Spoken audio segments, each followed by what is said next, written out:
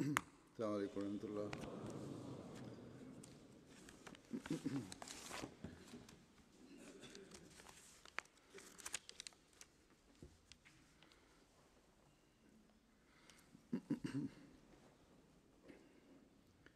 أشهد أن لا إله إلا الله وحده لا شريك له وأشهد أن محمدا عبده ورسوله أما بعد فأعوذ بالله من الشيطان الرجيم بسم الله الرحمن الرحيم الحمد لله رب العالمين الرحمن الرحيم مالك يوم الدين إياك نعبد وإياك نستعين اهدنا الصراط المستقيم صراط الذين أنعمت عليهم غير المغضوب عليهم ولا الضالين.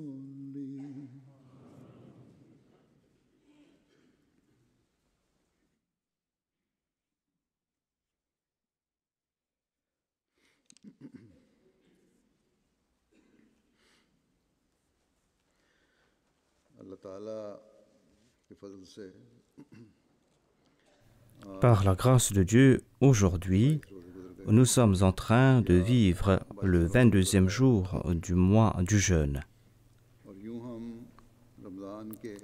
Et ainsi, nous sommes en train de connaître la dernière décade du mois du Ramadan. Et selon les dires du saint prophète Mohammed sallallahu alayhi wa sallam, nous avons connu cette décade de la miséricorde et celle de la clémence de Dieu. Et nous sommes à présent en train de vivre les 10 derniers jours qui nous offrent le salut contre le feu de l'enfer. Dieu, de par sa grâce, nous a accordé cette opportunité. Le croyant qui a foi en Dieu et qui fait des efforts pour marcher sur les voies de la taqwa, eh bien son cœur est empli de la crainte de Dieu et il ne peut se satisfaire du fait que Dieu lui a accordé ces 10 derniers jours qui lui offrent le salut.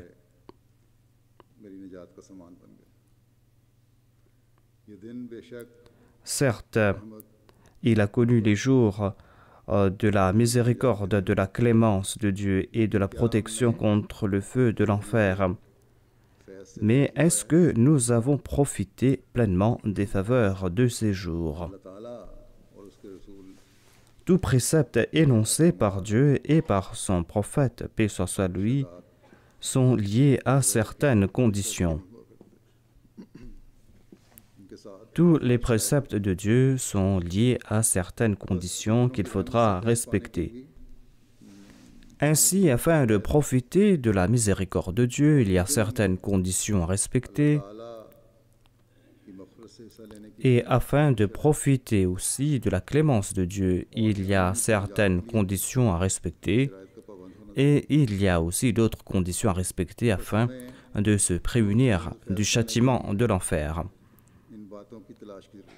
Ainsi donc, nous devrons chercher ces conditions à respecter afin de profiter de ces bénédictions, afin que nous puissions plaire à Dieu et afin que nous puissions aussi mériter ses faveurs.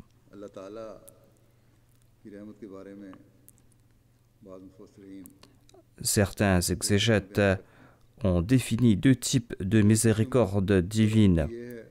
Il y a la première type de miséricorde qui est une faveur de la part de Dieu. C'est-à-dire que l'homme n'a pas fait d'effort particulier afin de mériter cette miséricorde divine. L'exemple que nous donne Dieu est wa rahmati wasi'at kulla shay, à savoir que ma miséricorde a prééminence sur tout. Et l'humanité tout entière profite de cette miséricorde divine. Sans accomplir aucune action, tout le monde est en train de profiter de cette miséricorde.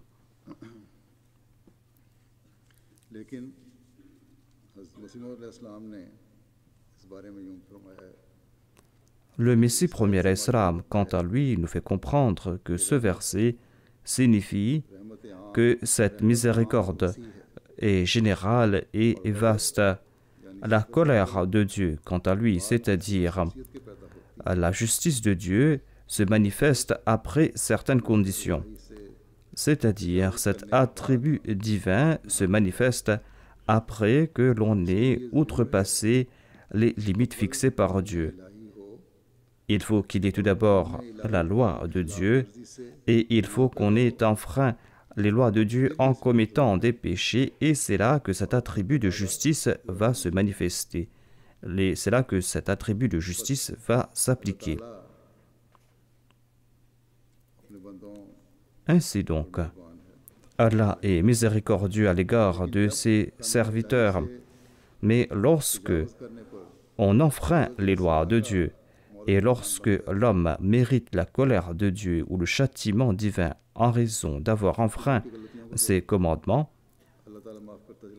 Allah pardonne certes les petits manquements, mais lorsque on outrepasse les limites, eh bien, l'attribut de justice de Dieu entre en application. Mais généralement, la miséricorde de Dieu embrasse tout.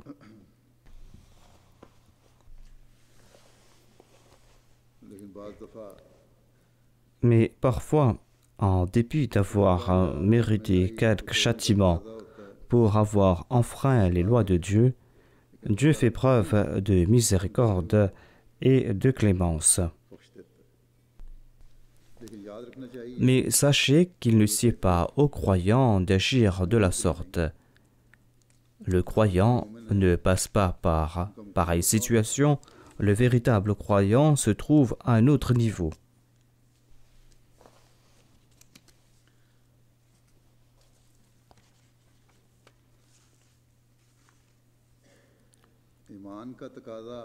Si l'on est un véritable croyant, eh bien, il faudra préserver sa foi, il faudra aussi faire de son mieux pour suivre les préceptes de Dieu. Et si, en dépit de tous ces efforts, l'on commet quelques manquements ou quelques péchés en raison de ses faiblesses humaines, eh bien Dieu va couvrir ces péchés. Et il ne faut pas, comme je l'avais dit dans un précédent sermon, que l'homme s'entête avec impudence à commettre des péchés en disant que la miséricorde de Dieu est très vaste et qu'il fait fi de ses péchés. De telles actions vont attirer la colère de Dieu. Le Messie premier alayhi salam nous fait comprendre comment la miséricorde de Dieu a prééminence sur sa colère. Il déclare qu'il n'y a pas de promesses qui sont liées aux avertissements. La souveraineté de Dieu exige que le coupable soit châtié.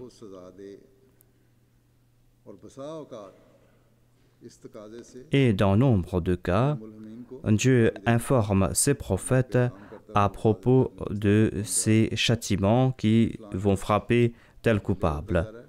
Dieu informe son envoyé que telle personne s'entête à commettre des péchés et que cette personne sera punie. Mais lorsque le coupable se repent et accomplit l'istighfar, lorsqu'il implore Dieu en toute humilité, lorsqu'il remplit cette condition, eh bien, la miséricorde de Dieu a prééminence sur la colère de Dieu. Des fois, Dieu informe son prophète que telle personne sera châtiée. Dieu émet ce décret que telle personne sera châtiée, mais lorsque cette personne se repent, accomplit l'istighfar, eh bien, cette personne pourra se protéger du châtiment. Le Messie premier Islam déclare: la miséricorde de Dieu a prééminence sur sa colère, et cette miséricorde divine couvre sa colère ou cache sa colère. Ainsi, Dieu pardonne aux coupables. Voilà le sens de ce verset. Adabi usibu bihi man asha'u wa rahmati wasi'at kulla shay. C'est-à-dire, la miséricorde de Dieu a prééminence sur sa colère.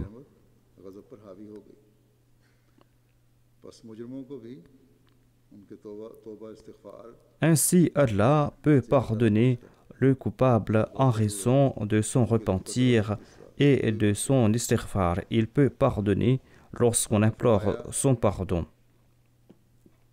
Le Messie premier Islam déclare: il y a certains qui méritent châtiment, mais lorsque ces personnes implorent Dieu, eh bien, elles sont pardonnées. Dieu informe aussi ses envoyés à propos de ces personnes qui seront châtiées, mais en raison des pleurs, des lamentations et de l'istighfar et du repentir de ces personnes, eh bien, elles s'attirent la miséricorde de Dieu. En tout cas, le croyant ne doit point agir ainsi, c'est-à-dire qu'il enfreint les lois de Dieu pour ensuite implorer son pardon et chercher sa miséricorde. Les croyants, quant à eux, nous présentent un tout autre exemple.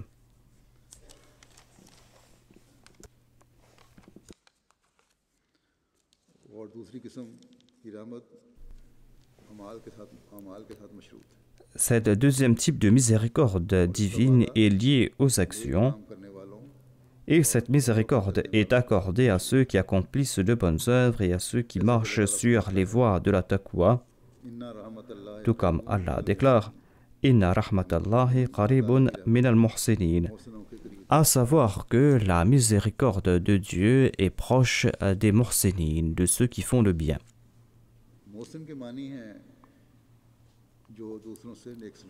Le muhsin est celui qui est bienveillant à l'égard d'autrui, il est celui qui marche sur les voies de la taqwa, il est celui qui possède la connaissance, il est celui qui accomplit une action préconisée par Dieu en respectant toutes ses conditions.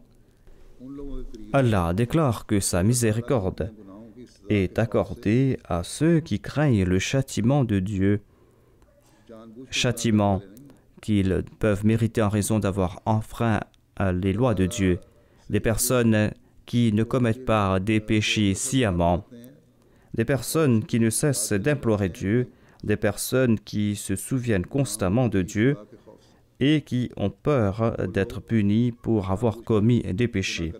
Ces personnes ne commettent pas des péchés sciemment. S'ils ont commis inconsciemment un péché,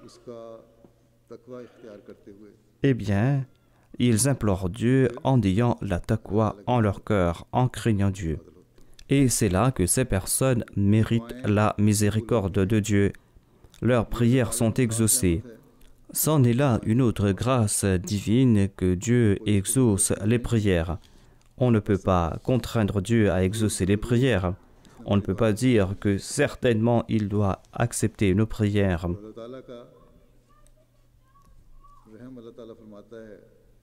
Allah déclare que sa miséricorde accompagne les muhsinin. Il accorde sa grâce, sa miséricorde à ceux qui marchent sur les voies de la taqwa et qui vivent leur vie en respectant les préceptes de la taqwa. Sa miséricorde est accordée à ceux qui traitent bienveillamment les autres, ceux qui s'acquittent de leurs devoirs à l'égard d'autrui. Si vous désirez que vos prières soient exaucées, eh bien, il faudra être un muhsin. Et il faudra avoir en tête quelles sont les conditions d'un muhsin. Ainsi, ce n'est pas là quelque chose d'ordinaire. On ne peut pas mériter le titre de muhsin en accomplissant des œuvres ordinaires. Pour atteindre le stade de muhsin, il faudra pousser à leur apogée ces œuvres. Le saint prophète Mohammed sallallahu alayhi wa sallam a défini un muhsin. Et si l'on étudie cette définition, l'on sera fort inquiet. Sommes-nous en train de respecter cette condition? Est-ce que nous sommes en train de respecter cette condition, cette définition, lorsque nous accomplissons nos œuvres? Le saint prophète Mohammed lui a déclaré que le muhsin est celui qui, lorsqu'il accomplit une bonne œuvre, est en train de voir Dieu. Il doit voir Dieu ou il doit au moins être conscient que Dieu est en train de le voir. Si nous respectons ces conditions dans nos actes d'adoration et dans les œuvres que nous accomplissons, eh bien jamais nous n'allons commettre de transgression. Jamais nous n'allons nous écarter des voies de la taqwa et jamais nous n'allons tourmenter personne. Et jamais nous allons léser les droits de quelqu'un. L'on ne va jamais penser à léser les droits de quelqu'un, à nuire à quelqu'un. À la lumière de cela, nous constatons que tout précepte de l'islam que nous respectons ou tout ordre de Dieu que nous appliquons ou toute parole de sagesse du saint prophète Mohammed lui nous mène tous ensemble dans une seule direction. Cette direction est celle du respect de nos obligations envers Dieu et envers les hommes.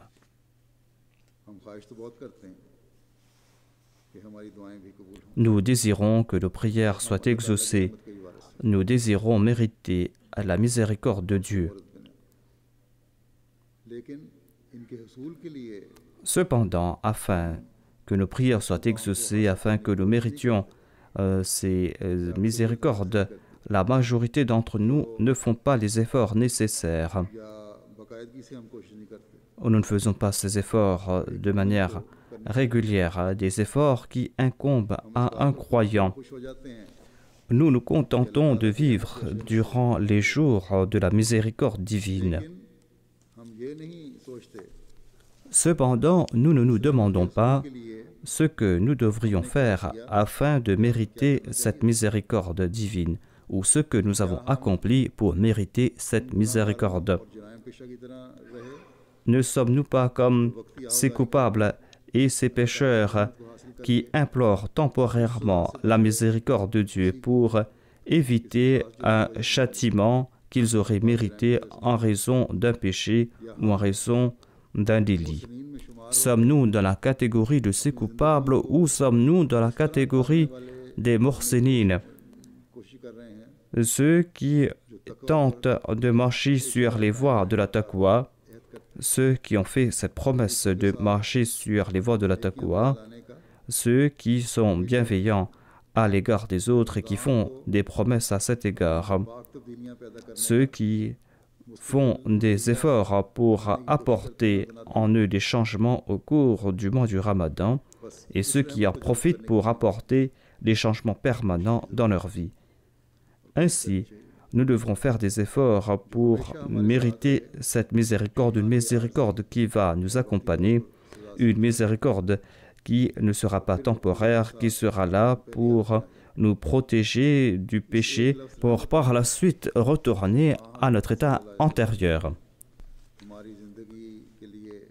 Grâce à ce seul terme, Rahma ou grâce, le saint prophète Mohammed lui nous a présenté une feuille de route pour notre vie tout entière. Il nous demande de chercher cette miséricorde au cours de ces 10 jours du Ramadan. Et lorsque vous allez chercher cette miséricorde, vous devez aussi promettre de faire en sorte qu'elle soit permanente au cours de votre vie. Les 10 jours d'entraînement que nous avons reçus vont définir la voie à suivre. हर वक्त हमारे साथ लगा हुआ है। Mais Satan nous poursuit toujours. Satan est toujours à l'affût, il est toujours là pour nous écarter des voies de la vertu. रहमत को हासिल करने के बाद C'est pour cette raison qu'on a besoin du soutien de Dieu après avoir mérité cette miséricorde afin de préserver cette grâce et cette miséricorde. प्यार करना है हमने। Et les 10 jours suivants nous présentent la méthode à suivre, la voie à suivre. मदद और ताकत तलाश करो। Durant ces 10 jours du milieu, il faudra implorer l'aide de Dieu et son soutien afin que ses œuvres soient permanentes. Et cette force vient de l'istighfar. Le saint prophète Mohammed sallallahu alayhi wa sallam a déclaré que les 10 jours du milieu sont celui de la clémence divine. के गुनाह Comme je l'ai dit auparavant, celui qui implore le pardon de Dieu sera pardonné. Dieu couvre de sa miséricorde, de sa clémence, celui qui implore son pardon. Mais le croyant, quant à lui, अपनी जिंदगी fait de sorte que cette miséricorde et cette clémence fassent partie intégrante de sa vie. Il démontre cela grâce à ses ibadas, grâce à ses œuvres. और मुस्तकिल इस्तिग़फ़ार करते हुए Il implore constamment le pardon de Dieu, il étudie ses actions, et lorsque nous allons agir ainsi, nous allons profiter du pardon de Dieu. उसकी रहमत के दरवाजे हम पर खुलते चले जाएंगे। Dieu va ouvrir les portes de sa grâce pour nous.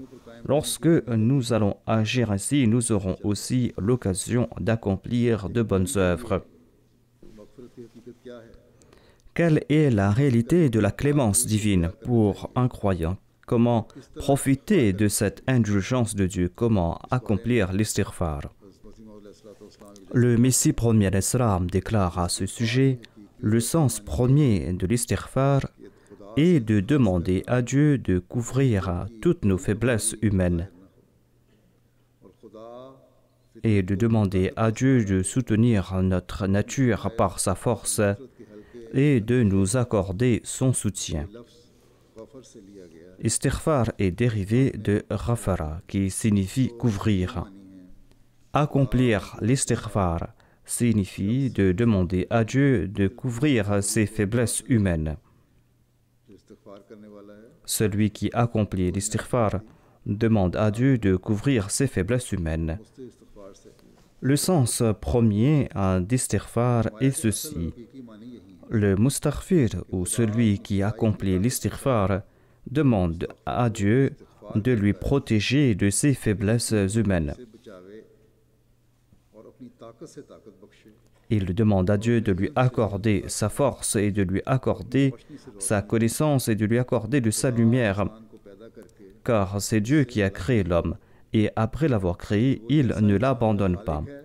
Tout comme il a été le créateur de l'homme, tout comme il est celui qui a créé en l'homme toutes ses facultés internes et externes, il est aussi le qayyum de l'homme, बनाया है c'est-à-dire Dieu est le soutien de l'homme. उसको ख़ास अपने सहारे से महफूज रखने वाला Il protège sa création par son soutien.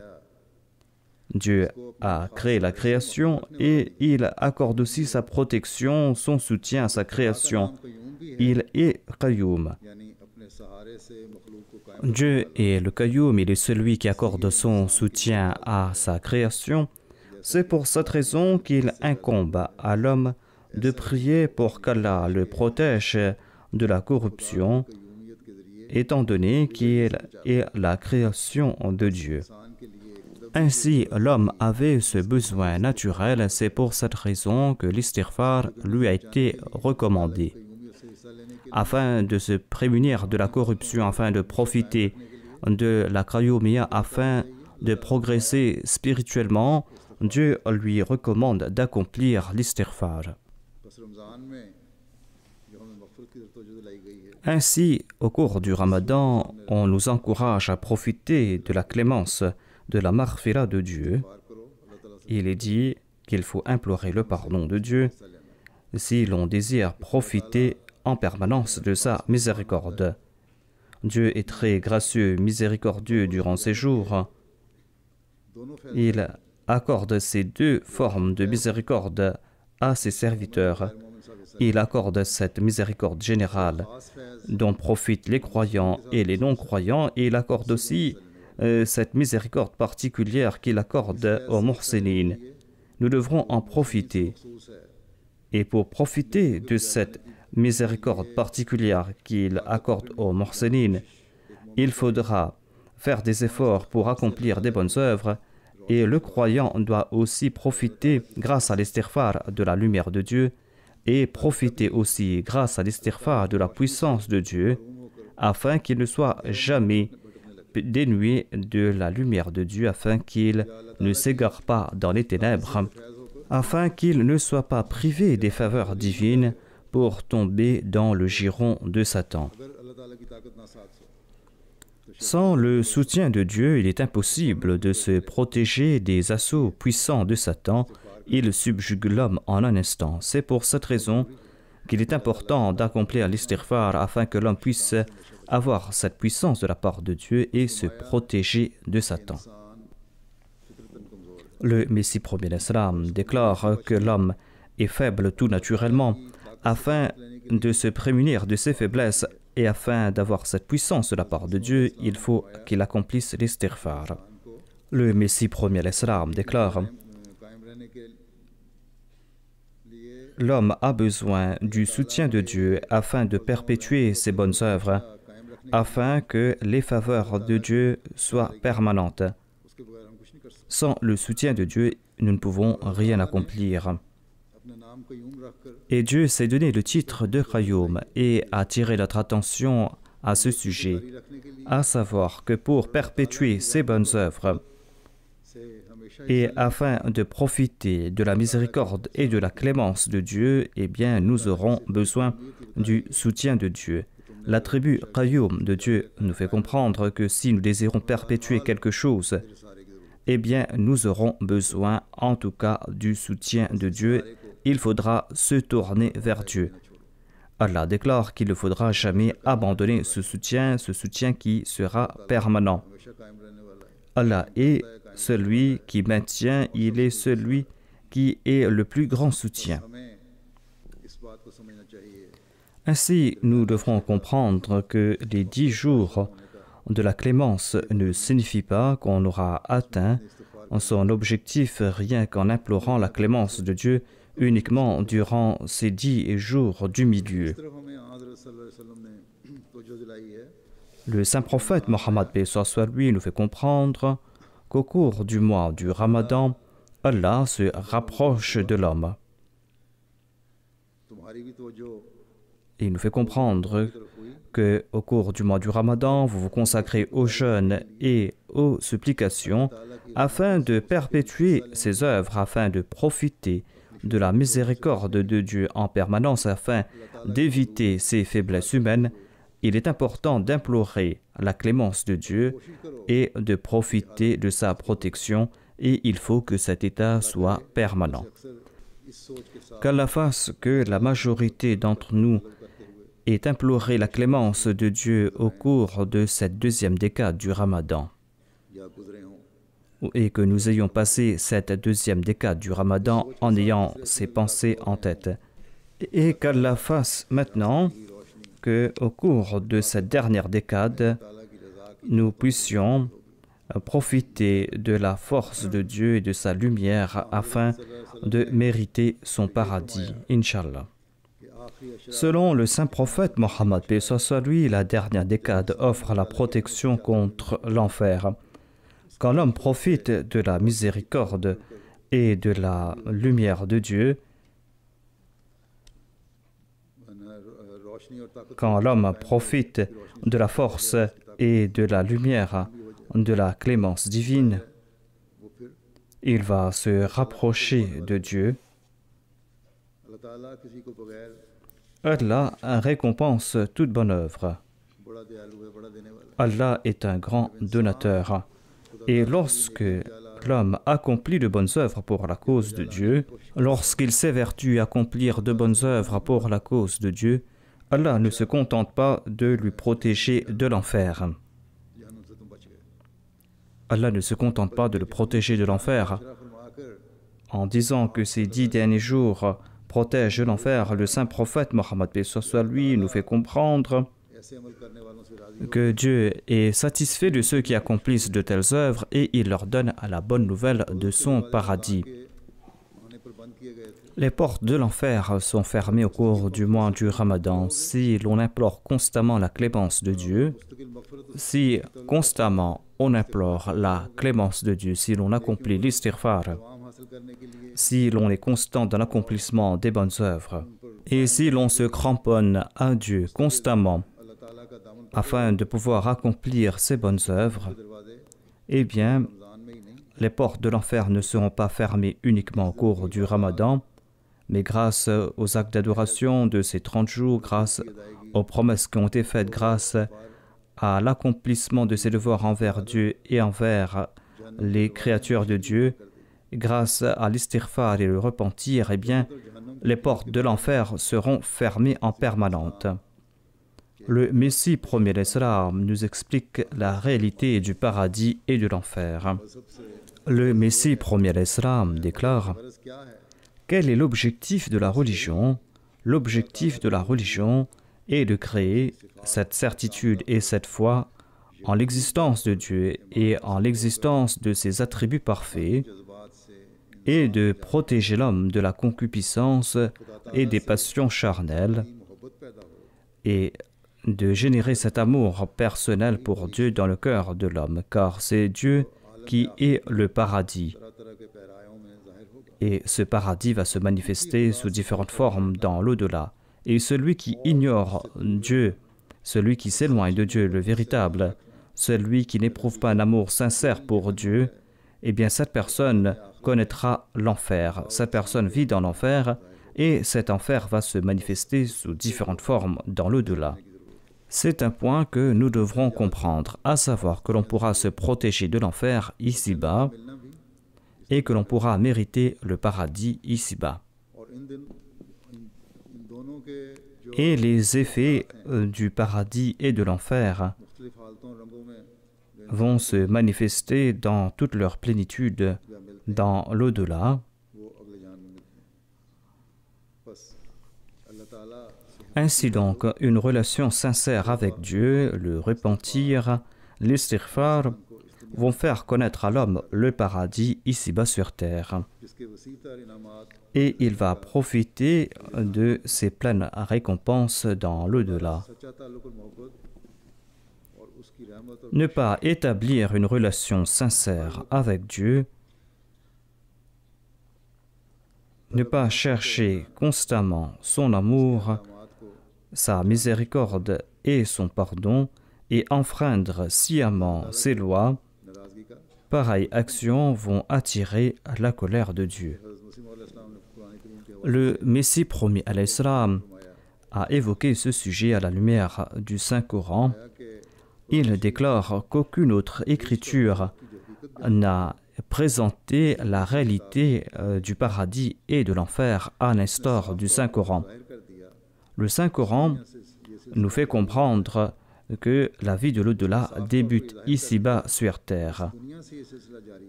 Ici-bas sur terre débute l'enfer et le paradis. Il est dit « Waliman khafa maqama rabbihi jannatan » c'est-à-dire celui qui craint Dieu, eh bien pour lui il y aura 2 paradis, 2 jardins. Le premier paradis est ici sur terre, étant donné que la crainte de Dieu l'empêche de commettre des péchés. Éviter le paradis signifie que l'on mérite le paradis, et s'adonner au péché génère de l'angoisse et de la tourmente au cœur, de l'angoisse et de la tourmente qui est un enfer en soi. La crainte de Dieu empêche l'homme de commettre des péchés, et lorsque l'homme évite les péchés, il évite l'enfer ici-bas sur terre. Et celui qui commet des péchés, quant à lui, ne connaît pas la sérénité. Il vit dans une tourmente permanente, dans une angoisse permanente. Et cet état que connaît l'homme après avoir commis le péché est un enfer terrible. Mais quant à celui qui craint Dieu, eh bien, il évite les péchés et il évite aussi ce châtiment. Celui qui craint Dieu évite le châtiment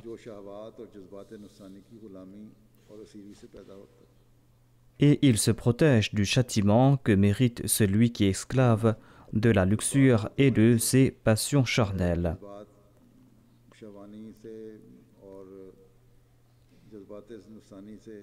Ainsi, il se protège du châtiment que mérite celui qui est esclave de la luxure et des passions charnelles. Quand on craint Dieu, on se libère de la luxure et de la concupiscence et on n'est plus esclave de ces passions charnelles. Ensuite, le Messie promet l'Islam déclare « Celui qui évite la concupiscence progresse dans sa fidélité envers Dieu. Quand il va éviter ces maux, il va se tourner davantage vers Dieu et il va en tirer un grand plaisir et une grande béatitude. Et c'est ainsi que sa vie au paradis va débuter ici-bas sur terre. » Comment mériter le paradis ici-bas sur terre ou comment mériter le paradis dans l'au-delà et comment se protéger de l'enfer? Le Messie promet l'Islam nous explique que selon le Saint-Coran, ce n'est pas uniquement dans l'au-delà que l'on va mériter le paradis, ce n'est pas uniquement dans l'au-delà que l'on va se prémunir de l'enfer. Le paradis et l'enfer débutent ici-bas sur terre.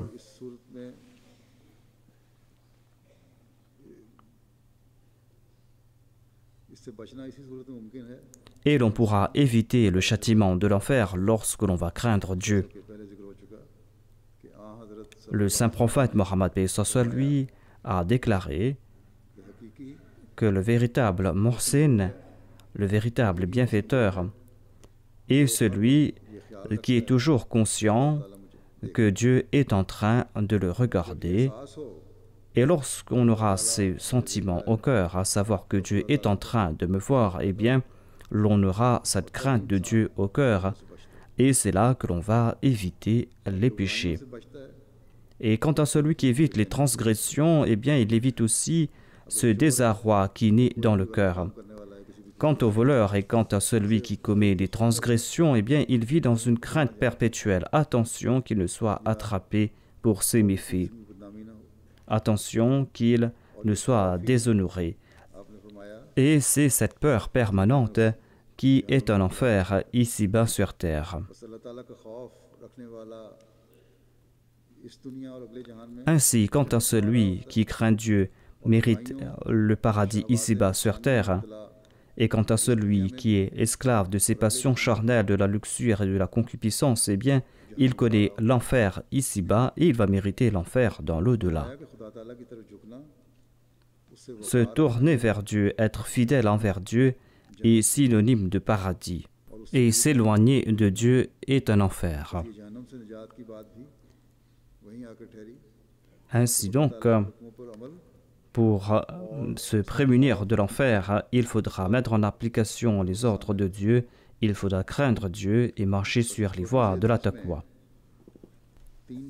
Ainsi, dans ce petit hadith, le saint prophète Mohammed lui a présenté 3 points et il a attiré notre attention vers la miséricorde de Dieu, il a aussi attiré notre attention vers l'istighfar afin de mériter constamment cette miséricorde. Et il nous a fait comprendre que si l'homme comprend ce point, eh bien, chacune de ses actions vont attirer le plaisir de Dieu. Il éprouvera de la haine pour la transgression et les péchés et il sera enclin à accomplir de bonnes œuvres. Et il va profiter tout au long de sa vie des faveurs du Ramadan et il s'éloignera de l'enfer. Et il aura ici-bas et dans l'au-delà le plaisir de Dieu et il va profiter de son paradis. C'est là un point que nous devrons toujours avoir en tête. Nous devrons toujours réfléchir en ce sens. Le saint prophète Mohammed lui attire notre attention vers un autre point afin de mériter le plaisir de Dieu durant ces derniers jours du Ramadan, afin de protéger sa foi et afin de marcher sur la voie de la taqwa. Le saint prophète Mohammed lui a attiré notre attention vers un autre point et il nous a donné cette bonne nouvelle qu'est la Laylatul Qadr qui survient durant ces 10 derniers jours du mois du Ramadan.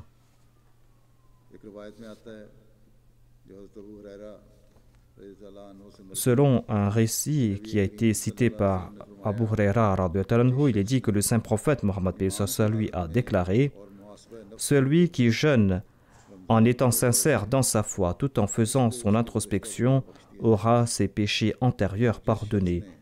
Et celui qui, au cours du Ramadan, en étant sincère dans sa foi et tout en faisant son introspection, a prié au cours de la nuit de la Laylatul Qadr, eh bien ses péchés antérieurs seront pardonnés. Ainsi, la Laylatul Qadr est très importante, mais les jeûnes du Ramadan sont tout aussi importants. Certes, au cours de cette nuit, les péchés sont pardonnés, mais il faudra aussi avoir en tête les actions antérieures. Et au cours des 30 jours du Ramadan, on œuvre en ce sens. Allah a déclaré: voilà les conditions qu'il faudra respecter, à savoir qu'il faudra jeûner au cours du Ramadan et il faudra aussi mériter la Laylatul Qadr et on aura ses péchés pardonnés.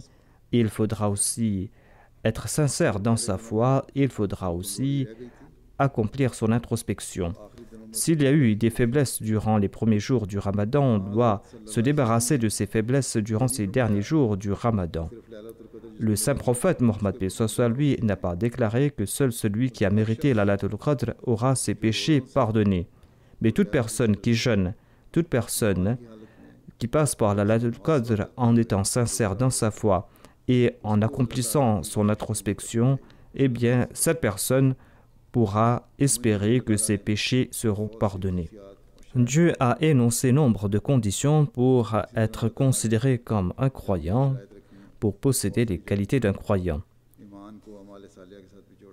Et dans nombre d'endroits, Dieu a lié la foi à l'accomplissement de bonnes œuvres. Ainsi, nous devons comprendre c'est quoi la foi et nous devrons comprendre aussi qu'il est important d'accomplir de bonnes œuvres.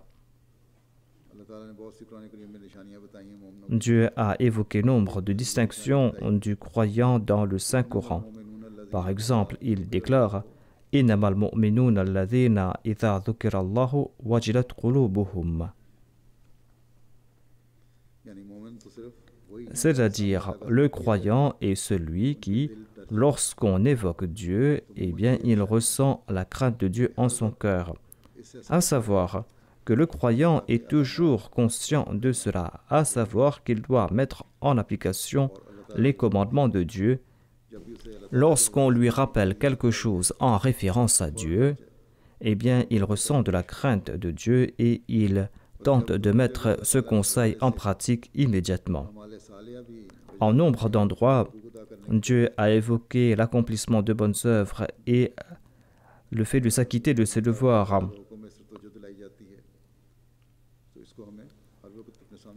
Ce sont autant de points que nous devrons toujours avoir en tête. Lorsqu'on rappelle à l'homme l'accomplissement de ses œuvres en référence à Dieu, mais que l'homme, quant à lui, néglige ces rappels, est-ce qu'il sera considéré comme croyant à la lumière de ce verset?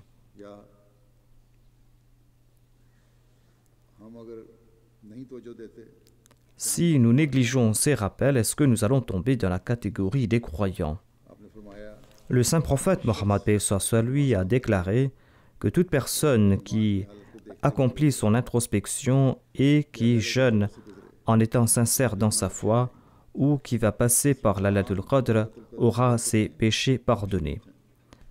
Ainsi donc, les bénédictions du Ramadan et la Laylatul Qadr sont liés à des conditions. Comme je l'ai dit auparavant, les préceptes de Dieu et de son prophète sont liés par des conditions. Si l'on est faible dans sa foi et que l'on usurpe les droits des autres, mais que l'on affirme quand même que l'on a connu la Laylatul Qadr, si cette personne a pu prier ardemment et que cette personne s'est transformée entièrement, eh bien, cette personne a mérité les faveurs spéciales de Dieu. Et cela requiert de sa part qu'il doit à présent respecter les préceptes de Dieu et il doit mettre en pratique les commandements de Dieu. Si cette personne ne passe pas par cet état, eh bien, ce qu'il considère comme la Laylatul Qadr est un mirage. Il est en train de se tromper. Comme l'avait dit le saint prophète, pour mériter ses faveurs, il faudra que la foi soit parfaite. Il faudra aussi accomplir son introspection. Le Messie promis alayhi salam nous a présenté ce point. Il nous fait comprendre que la Laylatul Qadr ne se limite pas à une nuit particulière. Il y a 3 types de Laylatul Qadr. Il y a cette nuit au cours du Ramadan, il y a aussi l'époque du prophète qui est considérée comme Laylatul Qadr.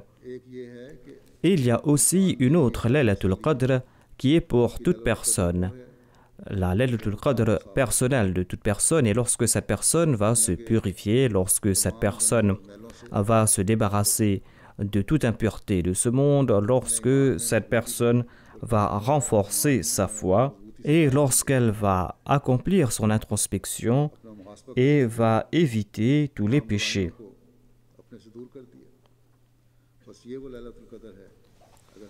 Nous allons atteindre notre objectif si nous acquérons cette Laylatul Qadr et si nous suivons sincèrement les commandements de Dieu, si nous nous consacrons sincèrement à Dieu et si nous rehaussons nos actes d'adoration. Si nous avons atteint ce stade, eh bien, nous allons atteindre notre objectif. Si nous avons atteint ce stade, eh bien, à chaque instant de la nuit et du jour, nos prières seront exaucées. Nous avons accepté le Messie promis alayhi salam, l'amoureux parfait du saint prophète Mohammed paix soit lui.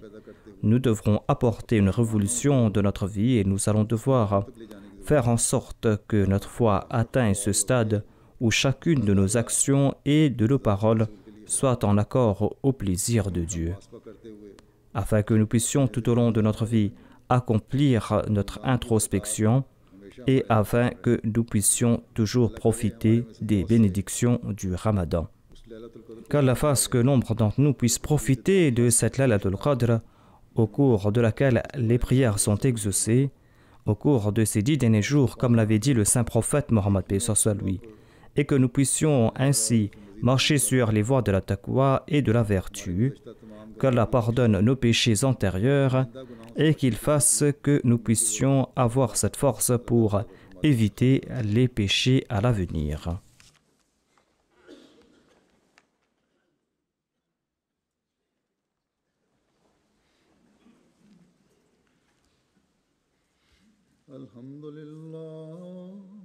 Alhamdulillah, nahmaduhu wa nasta'inuhu wa nastaghfiruh. ونؤمن به ونتوكل عليه ونعوذ بالله من شرور أنفسنا ومن سيئات أعمالنا من يهده الله فلا مضل له ومن يضلل فلا هادي له ونشهد أن لا إله إلا الله ونشهد أن محمدا عبده ورسوله عباد الله رحمكم الله إن الله يأمر بالعدل والإحسان وإيتاء ذي القربى وينهى عن الفحشاء والمنكر والبغي يعظكم لعلكم تذكرون اذكروا الله يذكركم وادعوه يستجب لكم ولذكر الله